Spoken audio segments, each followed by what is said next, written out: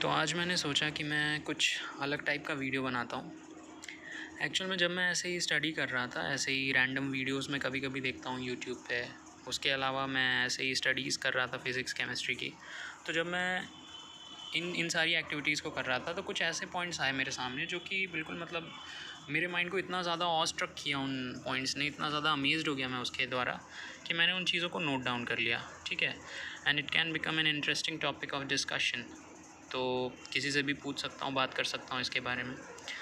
तो मैंने सोचा कि इन सारे पॉइंट्स की एक लिस्ट बनाते हैं, एक वीडियो बनाते हैं इनका। ठीक है, तो शुरू करते हैं।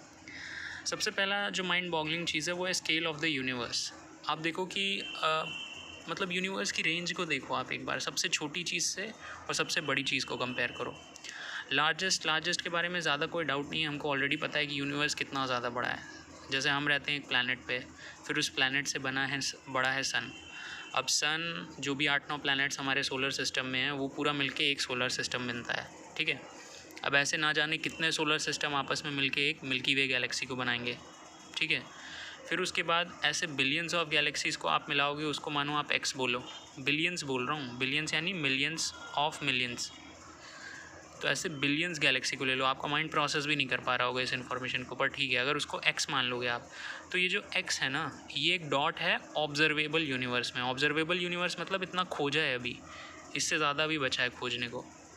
तो आप समझ रहे हो ये क्या हुआ, कैसी स्केल हुई, एक्सटेंट ऑफ यूनिवर्स की, यूनिवर्स कितना ज़्यादा बड़ा है।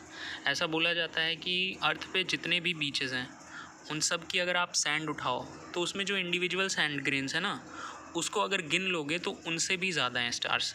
अब इस स्टेटमेंट को ज़रा 1-2 मिनट सोचना पॉज करने के बाद, तो आपको समझ में आएगा कि why am I finding it so interesting. और ये तो वो चीज़ें हैं जो कि मतलब स्पेस ऑक्यूपाई करती हैं, राइट, स्टार्स, प्लैनेट्स। आप ये सोचो कि ये सब के सब लाई कर रहे हैं किस में, एक एम्प्टी स्पेस में। तो एक नेक्स्ट क्वेश्चन ये नहीं लाई करता कि वर्ल्ड में इतनी ज़्यादा एम्प्टी स्पेस क्यों है, उस एम्प्टी स्पेस का पर्पस क्या है। तो ये हुआ अभी लार्जेस्ट का। अब स्मॉलेस्ट को देखो। स्मॉलेस्ट पार्टिकल जो हमको पता है वो उसको बोलते हैं क्वार्क्स। अब क्वार्क का साइज़ समझने के लिए आप ये समझो कि आप एक सैंड का टुकड़ा उठाओ, ठीक है, और उस सैंड के टुकड़े को अगर हम ये मानें कि वो ऑब्जर्वेबल यूनिवर्स जितना बड़ा है, मतलब ये समझ लिया सैंड है, अब इसको समझो कि ऑब्जर्वेबल यूनिवर्स जितना बड़ा है। अब ऑब्जर्वेबल यूनिवर्स में सैंड की जो वैल्यू है, सैंड की जो औकात है, उतनी ही औकात है क्वार्क की। ठीक है, अगर आप एक सैंड का ग्रेन लो, मतलब आपने एक सैंड का ग्रेन उठाया, अगर ये सैंड का ग्रेन ऑब्जर्वेबल यूनिवर्स के बराबर है तो जो क्वार्क का साइज़ है वो सैंड के ग्रेन के बराबर है। तो अब ब्यूटी क्या है कि पहली बात तो ये कॉम्प्रिहेंड कर पाना कि हाँ, मतलब नेचर की जो स्केल ऑफ यूनिवर्स है वो कितनी ज़्यादा अमेजिंग है, ये तो एक चीज़ है ही। ब्यूटी ये है कि एज अ ह्यूमन हमें कोई फ़र्क ही नहीं पड़ता, मतलब इन चीज़ों से। इतनी ढेर सारी चीज़ें हैं यूनिवर्स में अमेज़ करने के लिए, लेकिन हमें डे टू डे लाइफ में इन चीज़ों से कोई फ़र्क ही नहीं पड़ता। हमें सिर्फ किस बात से फ़र्क पड़ता है कि हमारा थॉट, हम अपनी दुनिया, मतलब हम एक अलग ही दुनिया में रह सकते हैं, इन सब चीज़ों को छोड़ के इंडिपेंडेंट रह सकते हैं अपने थॉट्स में। आज किसी ने मतलब मेरे ड्रेस की तारीफ़ कर दी, मेरे हेयर स्टाइल की तारीफ़ कर दी, इंटेलिजेंस की तारीफ़ कर दी, तो आज मैं खुश हो गया। किसी ने इसी तरह कुछ बुरा भला कह दिया तो मुझे बुरा लग जाएगा। मतलब कितनी ढेर सारी चीज़ें हैं वर्ल्ड में, उसमें हम ऑलमोस्ट एक स्पेक ऑफ लाइफ है, मतलब जिसको कोई जानता भी नहीं। फिर भी अपने थॉट में हमारा थॉट कितना ज़्यादा इंपॉर्टेंट है, और वो थॉट भी मतलब वो है जो हमने खुद ही जनरेट किया है। ऐसा नहीं है वो थॉट ऑटोमेटिकली आ रहा है, वो थॉट हम ही जनरेट करते हैं। तो ये एक कमाल की चीज़ लगती है मुझे। अब ये तो पहली चीज़ थी। सेकंड चीज़ क्या है, we observe universe with our 5 senses. Okay, पूरे यूनिवर्स को जब हम ऑब्जर्व करते हैं तो सिर्फ 5 सेंसेस का ही तो यूज़ करते हैं, eyes, nose, taste, hearing, touch, इन्हीं सारी चीज़ों का तो यूज़ करते हैं। लेकिन आप ये देखो कि लिमिटेशन कितनी ज़्यादा है। आइज़ से जो आप इनपुट रिसीव करते हो वो सिर्फ और सिर्फ विजिबल स्पेक्ट्रम में है। आप सिर्फ विजिबल स्पेक्ट्रम को देख सकते हो, ना आपको पता है यूवी रेडिएशन में क्या हो रहा है, ना आप एक्स रेज़ को समझ सकते हो। मतलब कई चीज़ें हैं जो कि आप देख ही नहीं सकते हो। वो दूसरे एनिमल्स कुछ ऐसे हैं जो कि रात में भी देख सकते हैं, ठीक है, इंफ्रारेड फॉर एग्जांपल हो गई, तो दूसरे एनिमल्स रात में भी देखते हैं। तो ये इमेजिन करो कि उनको ऐसा क्या कुछ दिखता होगा जो हमें बिल्कुल नहीं नज़र आता है। फिर इसी तरह आप ईयर्स की बात करो, ईयर्स में सिर्फ हमको 20 हर्ट्ज़ से लेकर 20,000 हर्ट्ज़ तक की फ्रीक्वेंसी सुनाई देती है। पर इसका मतलब ये हुआ कि अभी फ़िलहाल जस्ट हम लोग जहाँ पर बैठे हुए हैं, ठीक है, यहाँ पर भी कितनी ऐसी चीज़ें, कितनी ऐसी आवाज़ होंगी जो कि हमें सुनाई नहीं दे रही, इसलिए हमें उसके बारे में कुछ पता ही नहीं है। Same goes for eyes as well. हम यहाँ पर बैठे बैठे जो कुछ भी देख पा रहे हैं वो सिर्फ विजिबल रेंज में इसलिए देख पा रहे हैं, मतलब हमारी आँखों के सामने ऐसी कई चीज़ होंगी जो कि जस्ट बिकॉज हम इसलिए नहीं देख पा रहे हैं क्योंकि वो विजिबल स्पेक्ट्रम के बाहर लाया करती हैं। तो ये भी मुझे एक बड़ा सा अमेज़ कर देता है चीज़ कि कितना, मतलब ये डार्क एक सीरीज़ है, उसमें बहुत ही अच्छे साइंटिफिक कॉन्सेप्ट्स को यूज़ किया है। उसमें बोला है what we know is a drop and what we do not know is an ocean. ये कितनी सही बात है, मतलब हमारे सेंसेस ही हमको रिस्ट्रिक्ट कर देते हैं। और आप देखो जो भी डेवलपमेंट हमने किया हो वो सारे क्या हैं, एक तरह से हमारे सेंसेस को ही इन्हेंस करते हैं। आइज़ है तो हमने चश्मे का आविष्कार किया, 3D विजन का आविष्कार किया, मतलब जितना हम देख सकते हैं उसी को और इन्हेंस कर रहे हैं, राइट। ईयर्स हैं तो मतलब मैं ये क्या कहना चाह रहा हूँ कि हमारा जो परसेप्शन है वर्ल्ड को, हम जो जैसे वर्ल्ड अगर एक ओशियन है तो उसका एक बहुत छोटा सा टुकड़ा देख पा रहे हैं जस्ट बिकॉज हम अपने सेंसेस के द्वारा लिमिटेड हैं। ऐसी कई चीज़ें जो हम नहीं जान पाते। तो I just feel like Jon Snow, you know nothing. Anyway, तीसरी चीज़ क्या है, देन अगली चीज़ क्या है, this whole creation is just one energy. कैसे? आइंस्टाइन ने बोला था ना E=mc², मतलब एनर्जी को मास में कन्वर्ट कर सकते हो और मास को एनर्जी में कन्वर्ट कर सकते हो। अब इसका मतलब क्या हुआ? इसका मतलब यही है कि अगर हम अज्यूम भी करें कि मतलब वर्ल्ड क्रिएट, यूनिवर्स क्रिएट कैसे हुआ था बिग बैंग से, तो उसमें क्या हुआ कि पहले एक ब्लास्ट हुआ, उस ब्लास्ट से क्या हुआ, लाइट निकली ना। फिर यही लाइट एनर्जी जो है ये कंडेंस होके किसके फॉर्म में बन गई, एटम्स के फॉर्म में। अब यहाँ पर भी एक अलग सी चीज़ आती है कि एटम का भी डुअल नेचर होता है। जैसे लाइट बिहेव करती है, लाइट को बोला जाता है light behaves like a particle और वेव। लाइट के पास दोनों नेचर है, वेव की तरह भी बिहेव करती है, पार्टिकल की भी तरह। वेव मतलब जैसे आप पानी में एक स्टोन को ड्रॉप करो तो जैसे वेव निकलती है ना, उसी तरह अज्यूम किया जाता है कि मीडियम रहे या नहीं रहे, लाइट भी एक वेव की तरह मूव करती है। ठीक है, इस वेव का ही यूज़ करके आप कई इफेक्ट लाइट के समझा सकते हो। फॉर एग्जांपल शैडो, आप देखो हाथ की शैडो जब बनती है तो उसमें जो एजेस होते हैं शैडो के वो थोड़े से धुंधले से होते हैं। वो धुंधले से कब हो पाएंगे, वो तभी हो पाएंगे, इसका मतलब ऐसा है कि आपके जब हाथ, सपोज़ ये हाथ है, इससे जो शैडो बनेगा, तो मतलब जैसे पानी अगर पड़ेगा, पानी का आप एक स्ट्रीम मानो, तो ये पानी क्या है, यहाँ एजेस पे आने के बाद थोड़ा सा अंदर घूम जाएगा ना। तो उसी तरह लाइट भी जो होगी वो हो सकता है हाथ पे लगने के बाद बेंड हो जा रही हो, तभी तो आप देखो कि एजेस जो होते हैं शैडो के वो थोड़े डिफ्यूज से बनते हैं। तो अगर आपको ये एक्सप्लेन करना है तो आपको वेव नेचर समझना पड़ेगा, राइट। फिर उसके बाद अगर आप पार्टिकल नेचर ऑफ लाइट देखो तो फोटो इलेक्ट्रिक इफेक्ट, उसको आप समझा ही नहीं सकते बिना लाइट को पार्टिकल की तरह अज्यूम किए हुए कि लाइट फोटोन से बनी हुई है। ठीक है, तो मतलब लाइट के दो नेचर हैं। और फिर ये बताया जाता है कि लाइट से, कि ये जो लाइट है यही कंडेंस हुई, जो एनर्जी है वही कंडेंस हुई तो एटम्स बने। और एटम्स के अंदर जो इलेक्ट्रॉन्स, प्रोटॉन्स, न्यूट्रॉन्स हैं, इनका भी वेव जैसा ही कैरेक्टर है। ये आपका क्या बताती है, ये आपकी क्वांटम मैकेनिक्स इस चीज़ को बताती है। इसको भी मैं थोड़ा एक्सप्लोर करूँगा, पर अगर आप सिंपली देखो तो आपको ये पता है ना कि इलेक्ट्रॉन की पोजीशन को आप डिटरमाइन नहीं कर सकते। इलेक्ट्रॉन क्लाउड होता है, जो लेटेस्ट अगर एटॉमिक स्ट्रक्चर आप पढ़ोगे तो उसमें इलेक्ट्रॉन क्लाउड की बात की जाती है, एस ऑर्बिटल, पी ऑर्बिटल। उसमें कभी भी इलेक्ट्रॉन की एक फिक्स्ड पोजीशन की बात नहीं की जाती है। क्यों? ये अज्यूम किया जाता है कि इलेक्ट्रॉन एक टाइम पे कई जगह पे है। और ऐसा कब पॉसिबल है, जब इलेक्ट्रॉन एक वेव की तरह मूव करे ना, एक वेव की तरह मूव करेगा। जैसे आप एक वेव को नहीं एक टाइम पे बता सकते कि वो वेव कहाँ पे है। पानी के अंदर एक पत्थर फेंका, अब ये वेव ऐसे चारों ओर जाएगी ना, तो अब वो वेव कहाँ पे है, एक टाइम पे वो कई जगह पे है। तो एटम के अंदर भी ऐसा ही देखा जाता है, इसीलिए एटम के अंदर आप में प्रोबेबिलिटी वाला कंसेप्ट आया श्रोडिंगर का। अगर आप देखोगे कि प्रोबेबिलिटी की इलेक्ट्रॉन यहाँ पर हो सकता है कितनी है। एनीवे, फिर अनसर्टेनिटी प्रिंसिपल भी देख लो कि आप इलेक्ट्रॉन की पोजीशन और इलेक्ट्रॉन की वेलोसिटी दोनों चीज़ें एक साथ नहीं बता सकते। तो एनीवे, तो मतलब कहना क्या हुआ कि वर्ल्ड जो है सेम एनर्जी से बना हुआ है। वही बिग बैंग के टाइम पे जो एनर्जी थी वो धीरे धीरे कंडेंस होकर एटम में बन गई। अब क्वेश्चन ये है कि ये कैसे प्रूव करोगे आपकी एनर्जी कंडेंस हुई तो एटम बने। भाई अगर आपका एटम स्प्लिट करता है, एटॉमिक बॉम्ब के पीछे का क्या थ्योरी है, जो फिजन होता है, जब टूटता है इलेक्ट्रॉन तो उससे इतनी ढेर सारी एनर्जी निकलती है ना, तो यानी जब वो बना होगा तो उतनी ढेर सारी एनर्जी साथ में आई होगी, तभी ना एटम बना होगा। अच्छा, अब इसमें भी एक माइंड बॉगलिंग चीज़ क्या है कि एटम के अंदर कितनी ज़्यादा एनर्जी पैक है एक छोटे से एटम के अंदर। ये आप कैसे समझ सकते हो? ये आप समझ सकते हो हमारे सन से। सन के अंदर हो क्या रहा है, सन के अंदर बेसिकली फ्यूजन ही तो हो रहा है। और फ्यूजन भी जो दो सबसे छोटे एटम्स पॉसिबल हैं उनके बीच में, दो हाइड्रोजन के न्यूक्लियस जब वो बस फ्यूज़ कर जाते हैं तो मात्र उस फ्यूजन के कारण हीलियम बनता है और उससे इतनी ज़्यादा एनर्जी मिल रही है कि पूरा का पूरा सन तैयार हो गया है। और वो सन एक नहीं 9 प्लैनेट को अपने आसपास घुमा रहा है, और अर्थ को तो उसने ऐसी पोजीशन पे रखा है कि हमारा पूरा सोलर सिस्टम एक पॉटर व्हील की तरह एक्ट कर रहा है कि उस एनर्जी से लाइफ पैदा हो गई। समझ रहे हो? तो मतलब ये पूरी लाइफ किस वजह से आई? जस्ट इसलिए कि 2 हाइड्रोजन के न्यूक्लियस ने डिसाइड किया कि हम आपस में फ्यूज़ हो जाते हैं, जिनको हम देख भी नहीं सकते, उन्होंने फ्यूज़ होने का डिसाइड किया। इसी की वजह से सन की एनर्जी है, जिसकी वजह से फोटोसिंथेसिस है, जिसकी वजह से अर्थ पे लाइफ पॉसिबल है। तो ये है amount of energy that is packed in a single atom. फिर ब्यूटी ये भी चीज़ है कि अब यार यहाँ पे वेदांतिक फ़िलॉसफी आ जाती है, उसको भी मैं डिस्कस करूँगा। पर अब आप ये देखो कि दुनिया में जो भी चीज़ है वो सब क्या है, वो सिर्फ सेम ही चीज़ तो है। दुनिया में जितनी भी चीज़ें हैं वो सब किससे बनी हुई हैं? एटम से बनी हुई हैं। और एटम अपने आप में किस चीज़ से बना हुआ है? हाँ, तो मैं मास के बारे में बता रहा था कि the whole world is one energy ना, तो उसमें मास की अगर मैं बात करूँ तो हमारे चारों ओर हमको इतनी अलग चीज़ें दिखती हैं। फॉर एग्ज़ाम्पल ये आईपैड है, ये मेरा हाथ है, ये मेरा मोबाइल फ़ोन है। दुनिया की हर एक चीज़ एटम से ही तो बनी हुई है। और एटम्स किस चीज़ से बने हैं? इलेक्ट्रॉन, प्रोटॉन और न्यूट्रॉन से। तो मतलब मोटा मोटा है क्या कि बेसिक एंटिटी दुनिया की सारी चीज़ों की, जो भी फिज़िकल प्रेजेंस है जिस चीज़ की, वो इलेक्ट्रॉन, प्रोटॉन, न्यूट्रॉन से ही तो बना है। बस ये है कि अब देखो, मतलब सबसे छोटा एटम आपको कौन सा चाहिए होगा जिसमें कम से कम 1 इलेक्ट्रॉन, 1 प्रोटॉन, 1 न्यूट्रॉन हो, राइट? तो हाइड्रोजन। हाइड्रोजन में तो 1 प्रोटॉन, 1 न्यूट्रॉन, 1 इलेक्ट्रॉन ही होता है शायद। I mean I am not sure, but you get the point. सबसे छोटा एलिमेंट कौन सा हो गया आपका? हाइड्रोजन हो गया। अब हाइड्रोजन में क्या है?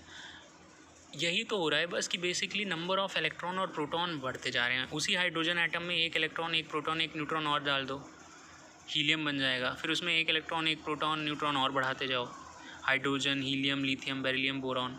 इस तरह से अलग अलग गैसेस बनती जाएंगी।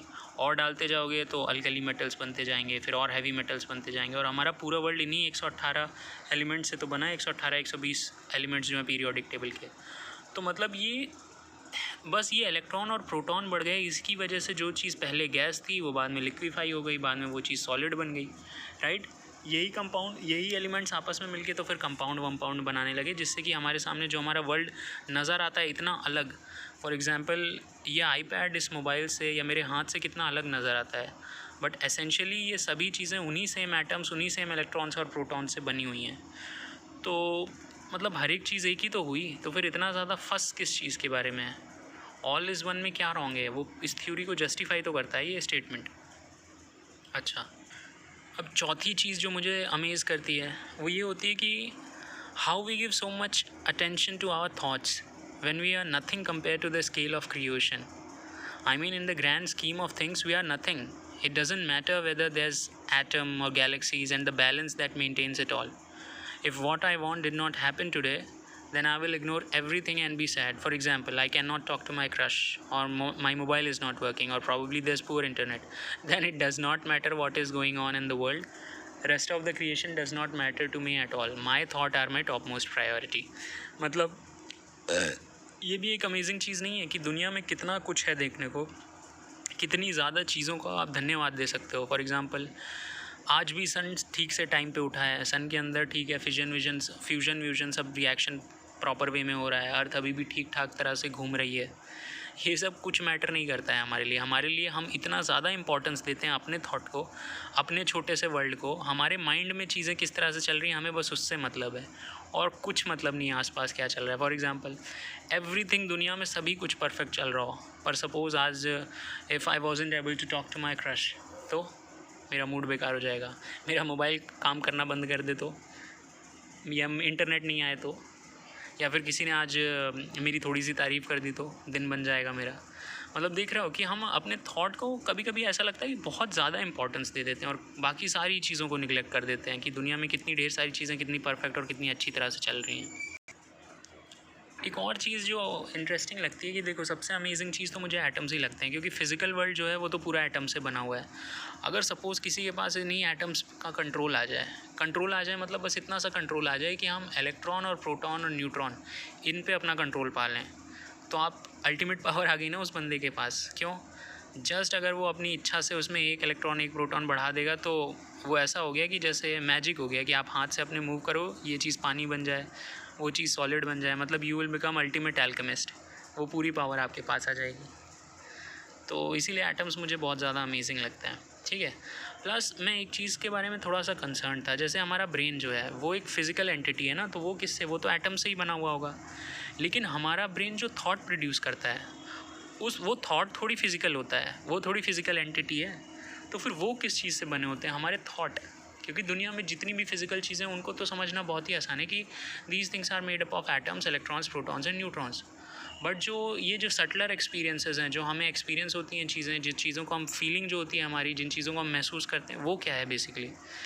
तो ऐसे ही मैं यूट्यूब पे सर्च कर रहा था, तो उसमें किसी बंदे ने बताया था कि ये जो भाई ब्रेन एटम से बना हुआ है, तो अगर ब्रेन से कुछ थॉट निकल रहा है यानी वो उस एटम से ही लिंक्ड होगा ना। जब ब्रेन एटम से बना है तो उन्हीं एटम्स का कुछ इन्वॉल्वमेंट होगा उन थॉट्स को भी प्रोड्यूस करने में। तो उस यूट्यूब के वीडियो में ये बताया था कि इलेक्ट्रॉन्स जो कि एटम्स के अंदर मूव कर रहे हैं वो आपस में कोलाइड करते हैं और उनके कारण जो वाइब्रेशंस निकलती हैं उसको इमोशंस कहा जाता है। तो यार ये भी एक बहुत ही ज़्यादा इंटरेस्टिंग कंसेप्ट हो गया कि इनके अकॉर्डिंग ये है कि हमारे थॉट्स भी वाइब्रेशन होते हैं। फिर मैंने इंटरनेट पे कहीं और भी कुछ देखा हुआ था कि पता नहीं क्या था कि शायद लव वाला जो इमोशन है उसकी फ्रीक्वेंसी ज़्यादा होती है या कम होती है, कुछ इस टाइप से, और एंगर उसकी फ्रीक्वेंसी सबसे कम होती है, कुछ इस टाइप का था। मतलब इमोशंस को फ्रीक्वेंसी के हिसाब से नापा हुआ था कि इमोशंस भी वाइब्रेशन है और जैसे जैसे फ्रीक्वेंसी बढ़ती जाएगी शायद पीसफुलनेस बढ़ती जाएगी, कुछ इस तरह का था। I am not so sure, पर वो देखना पड़ेगा। एसेंशियल चीज़ ये है कि उनका ये कहना था कि हमारे इमोशंस वाइब्रेशंस हैं। और एक तरह से देखा जाए एटम्स को कि कंपाउंड के अंदर जो एटम्स हैं वो भी तो वाइब्रेट ही कर रहे हैं, तो एक तरह से वाइब्रेशन ही तो रिलीज़ कर रहे हैं। तो क्या हमारा माइंड ये जो थॉट्स प्रोड्यूस करता है ये सिर्फ और सिर्फ वाइब्रेशंस हैं? पता नहीं। तो ये भी एक इंटरेस्टिंग चीज़ है। देन अगली चीज़ क्या है कि मैंने ये पढ़ा था उसमें कि इलेक्ट्रॉन्स जो हैं वो न्यूक्लियस के अंदर स्पिन कर रहे हैं और उनके स्पिन का रेट सुन के तो मेरा दिमाग बोल गया। उसने बोला था 6 बिलियन रिवोल्यूशन पर सेकेंड, एक सेकेंड में 6 बिलियन रिवोल्यूशन कर रहा है इलेक्ट्रॉन। आई मीन इस इन्फॉर्मेशन को प्रोसेस भी नहीं कर सकता मैं। समझ रहे हो ना, एक लेवल के बाद नंबर्स भी सेंस करना बंद कर देते हैं, आपका दिमाग समझ ही नहीं सकता कि क्या बात हो रही है। 6 बिलियन रिवोल्यूशंस पर सेकंड को कॉम्प्रीहेंड कर पाना मुश्किल है, बस ये समझ में आ रहा है कि ये बहुत ज़्यादा है। छठी चीज़ जो मुझे अमेज़ करती है वो है साइमेटिक्स। यार मतलब जैसे आप इंडियन ट्रेडिशन में देखो, मंत्रों के ऊपर बहुत ही ध्यान दिया गया है ना। जैसे आ ऊ म ओम जिसको बोलते हो आप, बोला जाता है कि ये आपकी हेल्थ के लिए अच्छा है मात्र अगर आप ओम का ही उच्चारण करो तो। या फिर मंत्रों को बहुत ही ज़्यादा वैल्यू दी जाती है। ऋग्वेद में जो गायत्री मंत्र है, ओम भूर्भुवस्वः तत्सवितुर्वरेण्यं भर्गो देवस्य धीमहि धियो यो नः प्रचोदयात्। तो आप देखो कि मतलब ये मंत्र के पीछे की साइंस क्या है। तो इसमें सदगुरु का अगर वीडियो देखोगे तो सदगुरु ने बस ये कहा है कि जो लैंग्वेज है वो तो हमारे द्वारा क्रिएट की गई है, लेकिन फंडामेंटल चीज़ क्या है, साउंड। तो उनका ये कहना था कि हमारे जो एंशिएंट ऋषिज़ थे, गुरुज़ थे, उन्होंने आइडेंटिफाई किया था कि कुछ स्पेशल साउंड्स मतलब साउंड जो कि एक सर्टेन फ्रीक्वेंसी पर हों, ठीक है। उन्होंने उन साउंड्स को आइडेंटिफाई किया और उन्हीं को आपस में जोड़ के मंत्र बना दिए। तो जब आप उन साउंड को यूज़ करते हो ना तो इट हैज़ हेल्थ बेनिफिट्स। उनका तो सदगुरु का तो ये भी कहना था कि हर एक ऑब्जेक्ट से एसोसिएटेड एक साउंड होता है और अगर आप उस साउंड को उस पर्टिकुलर फ्रीक्वेंसी पे बोलने में कामयाब हो गए तो आपको उस ऑब्जेक्ट की प्रॉपर्टीज़ के बारे में पता चल जाएगा। और ये थ्योरी भी काफ़ी मुझे मतलब ऐसा तो लगता नहीं कि गलत थ्योरी हो, क्योंकि इनफैक्ट कोई भी चीज़ आप देख लो, जैसे मेरा हाथ है ये, तो ये हाथ की ये जो स्किन है ये किसी पर्टिकुलर कंपाउंड से बनी होगी, वो कंपाउंड कुछ मॉलिक्यूल से बना होगा। मॉलिक्यूल क्या हैं, एटम्स हैं, ढेर सारे एटम्स होंगे और वो आपस में बॉन्ड के द्वारा कनेक्टेड होंगे। पर ऐसा थोड़ी है कि सपोज़ ये दोनों एटम है और ये इसके बीच का बॉन्ड है तो ये एटम ऐसे ही हैं, ये एक्चुअल में वाइब्रेट कर रहे हैं ना ऐसे। तो अगर ये वाइब्रेट कर रहे हैं तो इसमें क्या गलती है ये इमेजिन करने में कि सपोज़ ये जो टैब है इसके अंदर जो ये जिस भी कंपाउंड से बना है उसके एटम्स आपस में वाइब्रेट कर रहे हैं, तो इसकी एक सर्टेन फ्रीक्वेंसी होगी। अगर मैं उस साउंड को समझ लूँ तो मैं इसको अंडरस्टैंड कर सकता हूँ। बहुत ही ज़्यादा गलत तो नहीं लगता, लॉजिकल तो लगता ही है। तो ये बहुत ही अच्छा कंसेप्ट है। अच्छा, ये तो थियरी हुई। फिर मैंने प्रैक्टिकली एक ऐसी चीज़ ऑब्जर्व की जिससे कि मेरा माइंड बोल गया, और वो थी साइमेटिक्स। साइमेटिक्स में मैंने एक्चुअल में देखा कि उन्होंने एक मेम्ब्रेन के ऊपर क्या किया, सैंड को ऐसे ही बिखेर दिया और फिर नीचे से उसे स्पीकर से कनेक्ट कर दिया। अब जब वो साउंड बजा रहे थे, ठीक है, तो वो साउंड अगर एक सर्टेन फ्रीक्वेंसी को हिट करता था तो उस मेम्ब्रेन के ऊपर रखी हुई जो सैंड होती थी ना वो एक डेफिनेट शेप में आ जाती थी। ऐसा नहीं कि कोई इरेगुलर शेप है, मतलब परफेक्ट सर्कल, सर्कुलर शेप बोल दो, एलिप्टिकल शेप बोल दो, परफेक्ट शेप्स वो आ रहे थे। तो मतलब ये तो एक अलग से लैंग्वेज ही हो गई ना। अगर आप इसको डिसाइफर कर लो तो इतनी फ्रीक्वेंसी पर अगर साउंड को लेके जाओगे तो ऐसा शेप आएगा, वैसा शेप आएगा। ये तो एक अपने आप में ही साइंस हो गई अलग से, साइमेटिक्स। तो जब मैंने ये देखा तो मुझे एक चीज़ क्लियर हो गया कि हाँ भाई, साउंड अगर सैंड को अफेक्ट कर रहा है यानी इनडायरेक्टली साउंड मैटर को अफेक्ट कर सकता है। तो एक तरह से इन मंत्रों में, ओम के उच्चारण में कुछ सच्चाई हो सकती है कि अगर आप मतलब इन मंत्रों का उच्चारण सही ढंग से सही फ्रीक्वेंसी पर करो तो हो सकता है इनका पॉजिटिव इफेक्ट हो आपकी बॉडी पे, क्योंकि आपकी बॉडी भी तो मैटर ही है। तो ये बहुत ही इंटरेस्टिंग चीज़ मुझे लगी थी। ऊपर से टेड पे भी कई टॉक अवेलेबल हैं, साइमेटिक्स पे देखना चाहें तो देख सकते हैं। देन अगर सोच के देखा जाए, 7वीं चीज़ क्या है, माइंड। ये भी बहुत इंटरेस्टिंग लगता है मुझे। बोला जाता है कि पूरे कॉस्मॉस में जो one of the most complex things है वो है हमारा माइंड। सबसे ज़्यादा कॉम्प्लेक्स चीज़ है और ये हमें मुफ्त में मिल जाता है। अब आप ये देखो, ये कितनी बड़ी बात है। मतलब एक तरह से ये सबसे ज़्यादा दुनिया की मतलब वाइटल चीज़ जो है, सबसे महंगी मिलनी चाहिए थी, रेयर होनी चाहिए थी, पर नहीं, हम सबको माइंड बचपन से मिलता है। और पूरे यूनिवर्स में जो सबसे ज़्यादा कॉम्प्लेक्स चीज़ है वो ये माइंड ही है। अब यार ये मतलब ऐसी चीज़ हो गई कि इसका फिर एडवांटेज और डिसएडवांटेज दोनों हो जाता है। एडवांटेज ये है माइंड का सबसे बड़ा कि हम चीज़ों को प्रैक्टिकली सोच सकते, हम कुछ भी सोच सकते हैं, कुछ भी, कोई लिमिटेशन नहीं है माइंड की थिंकिंग पावर के लिए। आप एग्जैक्टली जो मन में चाहो वो सोच सकते हो। इसके अलावा 2 ब्यूटीफुल पावर्स क्या हैं कि आप जो सोच रहे हो उसको आप अपनी मेमोरी में रिटेन कर सकते हो। तो आपने जो सोचा है, ऐसा नहीं कि आज जो सोचा कल भूल गए, आपके दिमाग में वो चीज़ें रह जाएंगी मेमोरी के रूप में। प्लस इस मेमोरी का यूज़ करके आप इमेजिन कर सकते हो और नई चीज़ों के बारे में सोच सकते हो, चाहे वो दुनिया में एग्जिस्ट करती हो चाहे नहीं एग्जिस्ट करती हो वो चीज़, आप अपने माइंड में उसको क्रिएट कर सकते हो। समझ लो ये कितनी ज़्यादा बड़ी सुपर पावर है, ठीक है। और ऐसा माइंड हमें फ्री में मिल जाता है। लेकिन अब दिक्कत क्या है? दिक्कत ये है कि मानो आपको दुनिया का सबसे ज़्यादा ख़तरनाक वेपन मिल जाए। लेट्स अज्यूम, एक सेकेंड के लिए मान लेते हैं गन मिल जाए। गन एक स्ट्रॉन्ग वेपन है। अब देखो, इस गन का यूज़ तो बहुत ढेर सारा है, राइट। आपके ऊपर कोई अटैक करने आए तो आप उसके अगेंस्ट इसको एज अ डिफेंस के रूप में यूज़ कर सकते हो। लेकिन सपोज़ आप गन को हैंडल ही नहीं कर पाओ तो हो सकता है आप उस गन को अपने ही ऊपर चला लो, अपने ही आपको नुकसान कर लो। और ये कहा जा सकता है कि आज ह्यूमन बींग्स के साथ यही तो प्रॉब्लम है, हमारे माइंड के ऊपर से कंट्रोल हट गया है। मेन दिक्कत यही है। तो माइंड से जो थॉट्स जनरेट होते हैं ना, उनका हमारे ऊपर कोई कंट्रोल नहीं है। अब हम कंपल्सिवली वही 7 सेंस से रिलेटेड थॉट्स ही हमारे माइंड में आते रहते हैं। 7 सेंस क्या हैं? जैसे कि हो गया लस्ट के बाद आपका हो गया envy, gluttony, anger, pride, sloth, greed. तो इसी से एसोसिएटेड थॉट्स आते रहते हैं। इसी वजह से माइंड की जो एक्चुअल बेनिफिट है उसको हम एंजॉय नहीं कर पाते, बल्कि माइंड हमारे अगेंस्ट ही हो गया है। हम इस साइकिल ऑफ थॉट्स में, नेगेटिव थॉट्स में इतना ज़्यादा फंस चुके हैं कि लोगों को बस शांति चाहिए आज, और कुछ नहीं चाहिए। इसलिए उनको शांति भी मिल जाती है तो वो बहुत ज़्यादा खुश हो जाते हैं। जबकि देखा जाए तो शांति तो मतलब बहुत बेसिक चीज़ है ना। आपको जीवन में कुछ भी अच्छा करना है तो उसके लिए सबसे पहली रिक्वायरमेंट ये है कि आप शांत रहो, उसके बाद आप कुछ एक्सप्लोर कर सकते हो। तो शांति तो स्टार्टिंग लाइन है, पर हमने अपने माइंड पे से अपना इतना ज़्यादा कंट्रोल खो दिया है कि आज हमें बस शांति चाहिए इसी तरह से। एनीवे, तो ये थी 7वीं चीज़ जो इंटरेस्टिंग लगी मुझे। 8वीं चीज़ क्या है यार? ये बहुत ही मतलब कमाल की चीज़ है। सपोज़ ये मेरी बॉडी है, ठीक है। अब मेरी बॉडी एटम से बनी हुई है। अब देखते हैं एक चीज़, मेरी बॉडी उन सेट ऑफ लॉज को फॉलो करती है जो कि क्लासिकल मैकेनिक्स के पार्ट हैं। F = ma, V = u + at, S = ut + ½ at², right.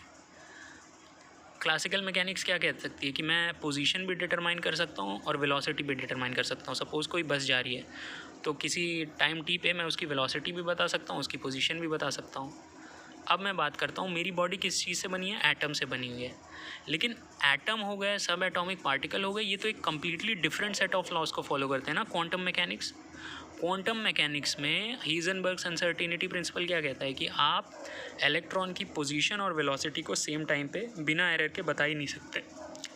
मतलब आप कभी बता ही नहीं सकते इलेक्ट्रॉन कहाँ पे है। मतलब क्या हो गया कि क्वांटम मैकेनिक्स में जो चीज़ें हैं वो कम्प्लीटली अनरियल हैं। आप समझ ही नहीं, जब आप किसी की पोजीशन ही नहीं बता सकते, वेलोसिटी ही नहीं बता सकते। ये तो क्लासिकल मैकेनिक्स में बहुत सबसे ज़्यादा फंडामेंटल क्वांटिटीज़ है ना। वेक्टर, वेलोसिटी शुरू ही यहीं से होती हैं चीज़ें, फिर acceleration, force, work, energy, power आता है। क्वांटम मैकेनिक्स में जब आप पोजीशन ही नहीं बता पा रहे कि इलेक्ट्रॉन है कहाँ पर, तो फिर आप क्या उसको एनालाइज़ करोगे?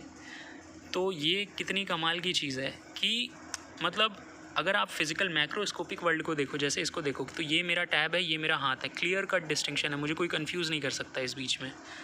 लेकिन मेरा हाथ जिन एटम से बना है उनमें आप उनकी पोजीशन तक नहीं बता सकते। इतनी बड़ी डिफ़िकल्ट चीज़ है।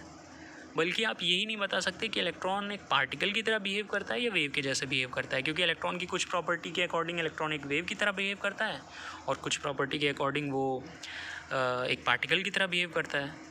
तो आप समझ रहे हो, तो एक तरह से ये जो रियल वर्ल्ड हमको हमारे चारों ओर दिख रहा है, ये जिन चीज़ों से बना है वहाँ पर रियलिटी नहीं एग्जिस्ट करती, वो एक तरह से अनरियल सी चीज़ है। मतलब यहाँ पर देखो कितनी क्लियर कट चीज़ है। मैं 100% प्रोबेबिलिटी के साथ कह सकता हूँ कि मेरा हाथ यहीं है। 100% प्रोबेबिलिटी मतलब पूरी निश्चित ढंग से। लेकिन क्वांटम मैकेनिक्स में आप सिर्फ प्रोबेबिलिटी बोल सकते हो कि इलेक्ट्रॉन की यहाँ पे होने की प्रोबेबिलिटी 50% 60% हो सकती है।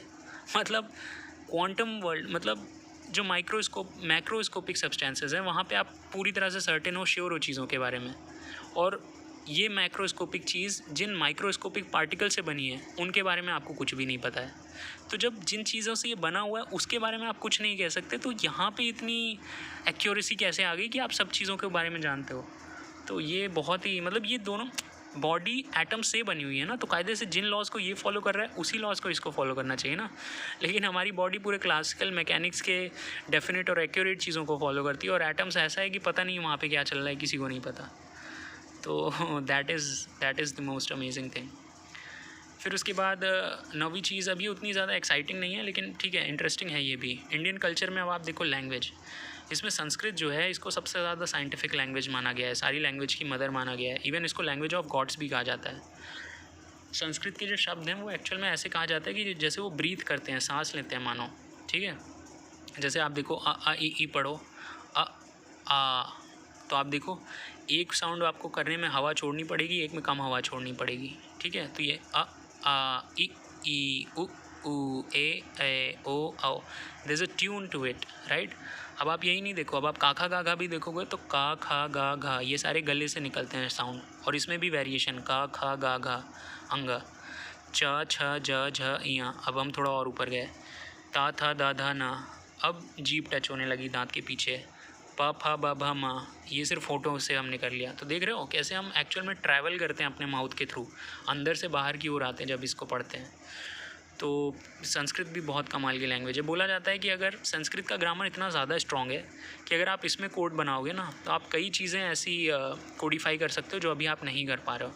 नासा शायद संस्कृत को as a coding language use करने के उसमें लगा भी हुआ है। तो संस्कृत एक बहुत ही अमेजिंग लैंग्वेज है। देन अगली चीज़ आ जाती है वेदांता फ़िलॉसफ़ी। वेदांता फ़िलॉसफ़ी देखो, दुनिया को अगर आपको चेंज करना है तो उसके लिए एजुकेशन सबसे ज़्यादा इंपॉर्टेंट चीज़ है। लेकिन कहा यह जाता है कि इससे पहले कि आप स्टूडेंट को कुछ भी सिखाओ एक्सटर्नल वर्ल्ड के बारे में, आपको लगता नहीं कि एजुकेशन सबसे पहले इस बारे में होने चाहिए कि स्टूडेंट ये समझे कि वो खुद क्या है।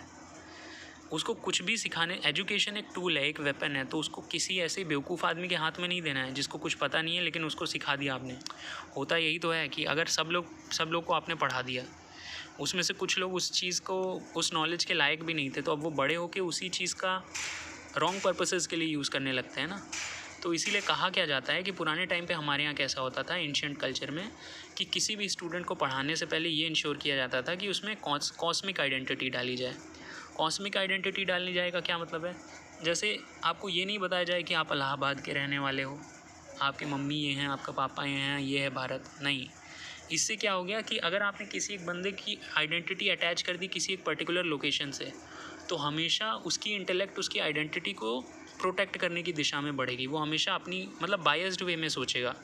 जिस चीज़ से वो अपने आप को आइडेंटिफाई करता है उसी चीज़ को बचाने को सोचेगा, बचे हुए चीज़ों के बारे में वो नहीं सोचेगा। लेकिन सपोज़ अगर आपने बच्चों को कुछ भी सिखाने से पहले कॉस्मिक आइडेंटिटी दे दी कि भाई आप ऐसा नहीं है किसी एक जगह किसी एक देश को बिलोंग करते हो, ये पूरा यूनिवर्स ही आपका है, तो आप देखो कि उसके अंदर की सोच कितनी ज़्यादा अच्छी रहेगी। वो ये समझेगा कि सभी कुछ तो एक है, all is one, one is all, हर एक चीज़ कनेक्टेड है। We are Brahman, world is a family, वासुदेव कुटुम्बकम।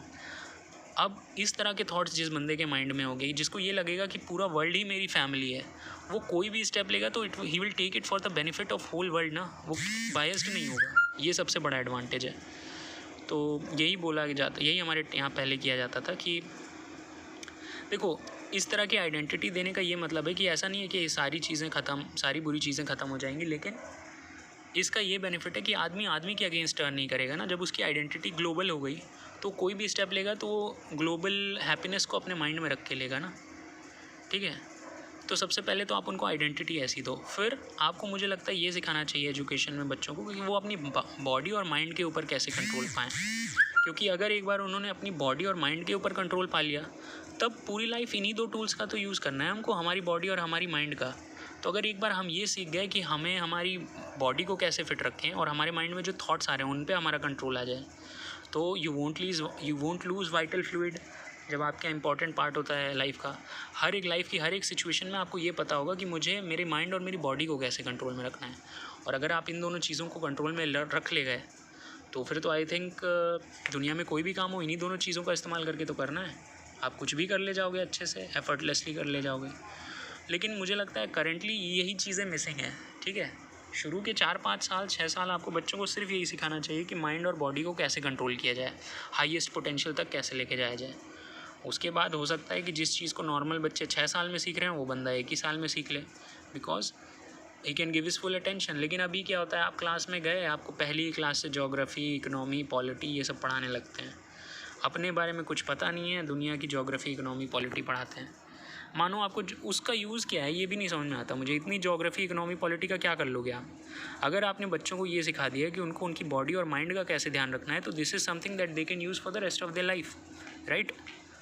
लेकिन उसका क्या यूज़ है उनको ये बता के कि अमेरिका में मिसिसिपी रिवर फ्लो करती है। ये तो यार वो आसानी से गूगल करके भी पता कर लेंगे ना, जब ज़रूरत होगी तो जान लेंगे। लेकिन उनको पूरी ज़िंदगी भर अपनी बॉडी और अपने माइंड से काम लेना है, तो उसको आप सिखाओ ना कि उसको कैसे अच्छे से रखना है, जिसका एक्चुअल में यूज़ है। अब बॉडी और माइंड इसके ऊपर अगर लोगों का कंट्रोल जाएगा, तो आपको लगता नहीं है क्राइम रेट ऑटोमेटिकली नीचे हो जाएगा? फिर आप जो इतना पैसा स्पेंड करते हो हेल्थ के ऊपर, हेल्थ इंफ्रास्ट्रक्चर डेवलप करने के ऊपर, क्राइम कंट्रोल करने के ऊपर, उन सब का पैसा नहीं बच जाएगा? आपको अच्छे ह्यूमन बींग्स ही तो तैयार करने हैं। इससे क्या फ़र्क पड़ता है कि उस बंदे को डिफ्रेंशिएशन करना आता है या नहीं आता है, अगर उसको ये पता है कि सामने वाले की रिस्पेक्ट कैसे करनी है, अपनी बॉडी का ध्यान कैसे रखना है। So that's what I think is wrong with our education system. तो ये चीज़ें हुई।